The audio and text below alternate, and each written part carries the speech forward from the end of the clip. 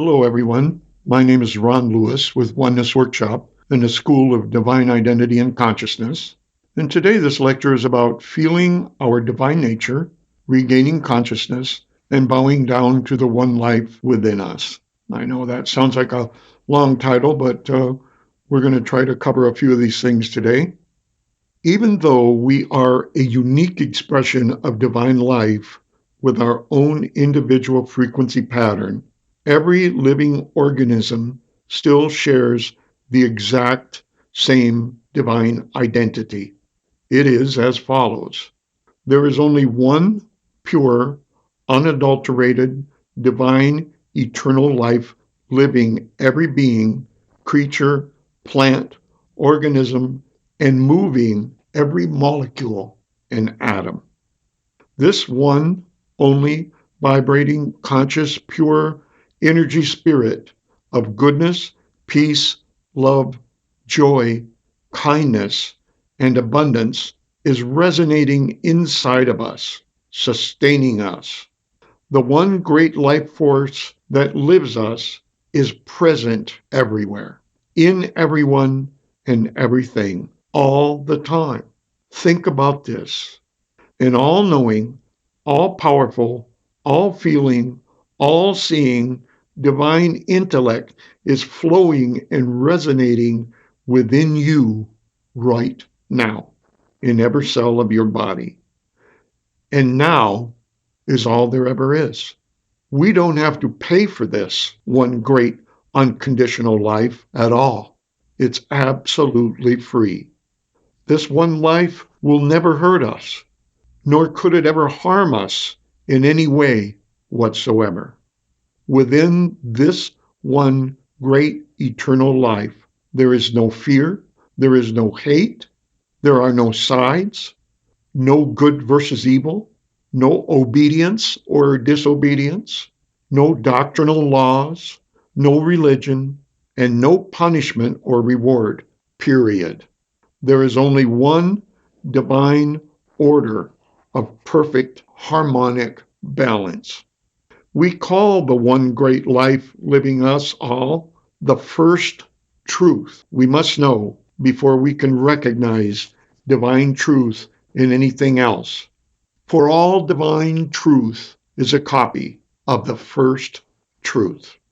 In the ancient language of Aramaic, which is an ancient form of Hebrew, the above limited description of the one great life source is called Allah. In Arabic, Allah is used. Even aloha in the Hawaiian language has a deep spiritual meaning of oneness. Eventually, down through history, Allah got translated into different words such as theos in Greek, Dios in Spanish, and in English, God, for example. For the purpose of brevity, we will use Allah for the remainder of this lecture. We're not saying that it's wrong to use the word God, of course, because many already understand we are talking about the one most high life source when we say God. We just like using the Aramaic Allah for its deep meaning. We mentioned also in the above description that the one great life living and sustaining us can never hurt us in any way whatsoever. But now someone might ask this question. If Allah cannot hurt us, and if Allah is living us, then why do we feel hurt sometimes? That certainly is a very valid question, right? Well, the brief answer for now is unconsciousness. Because if we become so distracted as to no longer feel Allah living us, we fall into unconsciousness. And at that point, we are the ones hurting ourselves, not Allah or God. We may even think some God is punishing us or hurting us, but it's just our own unconsciousness hurting us. You see, unconscious humans down through history have come up with all kinds of crazy concepts and beliefs about God, creating their own ideas and images about who God is or is not. This is why we were forewarned never to create our own image of the one great life living us, Allah. But many unconscious ones have done this. Then they make religions and governments, forcing those beliefs on others, creating laws and doctrines, mostly based on the fear of punishment and reward. So if something happens to a person, it is either God punishing or rewarding them. But all it really is a result of their own level of consciousness or unconsciousness. But contrary to the beliefs of many, Allah does not punish or reward anyone. There is no punishment or reward in the divine realm whatsoever. There is only consciousness of pure divine life. There is only goodness, only peace, love, joy, kindness, abundance, and more. The more we become conscious of the one divine life living us and resonate in tune to it, the more we will tap into the divine flow of abundance. That's not a reward, it's just the divine normal. However, if we become so tied up and distracted, looking outside self in the unconscious world, we will fall into unconsciousness, unconscious of Allah living us. At that point, we will no longer be able to resonate in tune with the divine flow of abundance. That's not God punishing us. That's just us not being able to resonate in tune with a divine vibration of abundance. This is also true for love, peace, joy, and so forth. Also, once we become unconscious of the first truth of the one life living us, it will become very difficult to discern divine truth in anything or anyone else. At that point, fear begins to control and enslave us. We are no longer free. You see, when we look outside ourselves for some other identity, instead of feeling Allah living us, we leave ourselves wide open to be controlled, manipulated, enslaved, and even identified by the unconscious system. Also, there is no fear whatsoever in the divine first truth of the Allah life living us. If one is afraid of punishment, then one is not resonating in tune with divine truth. Because as we mentioned, there is no punishment in divine truth. Also, if someone comes preaching or claiming to have truth, but there is any fear whatsoever mixed up with their message, they do not have real divine truth. But what if they claim truth and on the surface we don't detect fear? Then we must again adhere to the first truth of one life living all. If those who claim to speak truth do not put Allah before everyone else, then it is not real truth. It's like a two-step verification, and in order to use it, we ourselves must remain conscious of our true divine nature and identity. So how can we become conscious of our true divine identity and nature? Well, it's a process, but be assured it will get easier with patience and practice. However, let's be clear about something.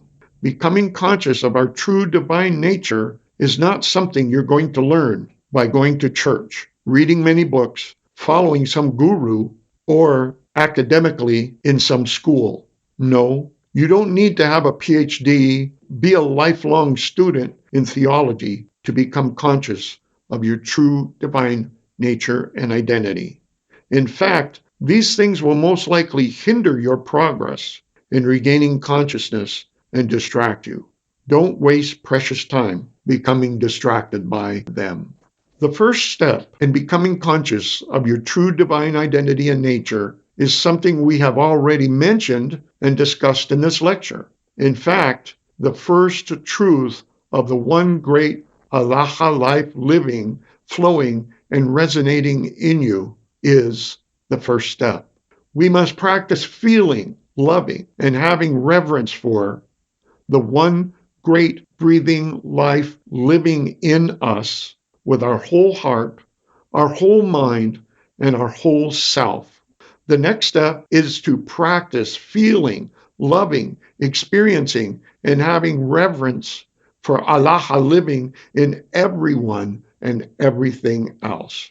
Our path to divine consciousness has to hinge on these first two vital steps. Without them, we will not be able to proceed.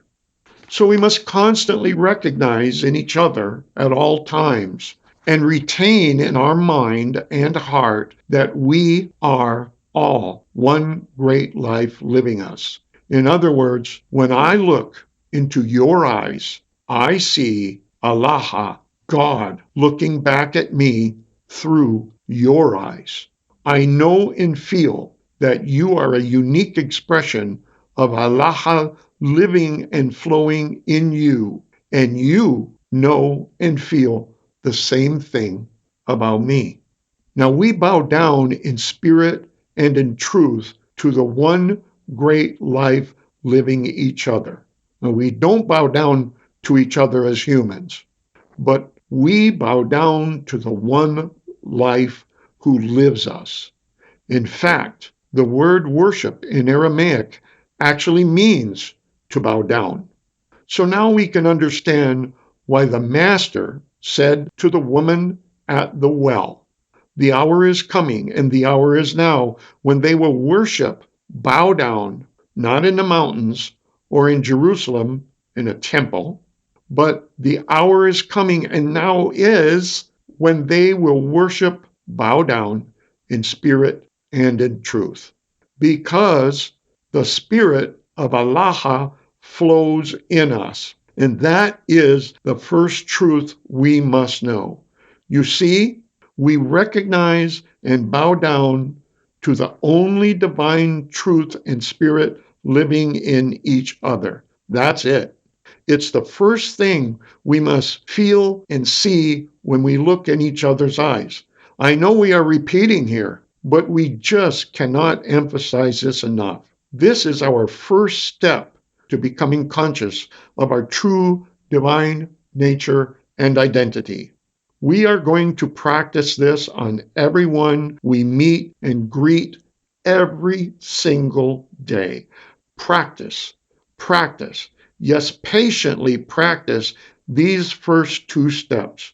Then talk about it and share the experience with each other. How did it feel? What was it like? Yes, imagine the difference it's going to make when we all start feeling each other in this way. Now, there are more steps to becoming conscious of our true divine identity and nature. Just briefly, the next step is surrendering our old unconscious self. That's what the Master called denying ourself. And these include letting go of our fake ego identity we were programmed with, or was forced on us, or perhaps one we chose for our unconscious self. Also, letting go of expectations in someone or something outside ourselves to make us happy or to take care of our needs. We have to let that go. Another step is how to learn to love ourselves and not hurt ourselves. How to let go of a victim identity, a slave mentality, or a sickness identity. These are things that we will discuss in the future. But that's all for today. So remember, let me conclude with this. There is no better government than self-government, and there is no better control than self-control that resides within the minds and hearts of those who are conscious of their true divine identity and nature. We are now waking up and realizing this because nothing else has worked thus far. So become conscious of your true divine identity and nature. Let's take these steps together and feel the one divine life flowing and resonating and living within us. Thank you so much for listening to this lecture today. I'm Ron Lewis.